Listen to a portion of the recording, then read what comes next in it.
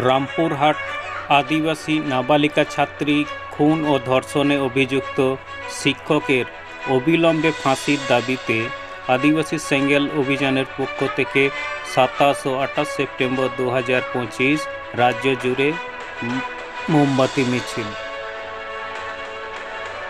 আচ্ছা, আপনারা এই মহিলারা আজকে এই যে মোমবাতি মিছিল করলেন, আপনারা এই রাজ্যের মহিলাদেরকে এই মিছিলের মাধ্যমে কি বার্তা দিতে চাইছেন? আপনারা তো দেখতে পাচ্ছেন বা শুনতে পাচ্ছেন, পশ্চিমবঙ্গে মুখ্যমন্ত্রী মমতা বন্দ্যোপাধ্যায় একজন মহিলা, অথচ তার রাজ্যের দিকে দিকে শিশু নাবালিকা মহিলাদের অন্যায় অত্যাচার, শ্লীলতাহানি, ধর্ষণ, খুনের ঘটনা ঘটতেই চলেছে। ন্যায় বিচার দিতে ব্যর্থ মুখ্যমন্ত্রী পদত্যাগ করা দরকার। আর আরজিকালের ঘটনা মতন আর রামপুরহাটের ঘটনা অভিযুক্ত বিরুদ্ধে ফাঁসি শাস্তি নিশ্চিত না করলে আদিবাসী সমাজ ও আদিবাসী মহিলা আগামী দিনে এমন আদিবাসী বিরোধী মুখ্যমন্ত্রী বিসর্জন দিতে বাধ্য হবে। ছাত্র ধর্ষণ ও খুনের বিচার চাই।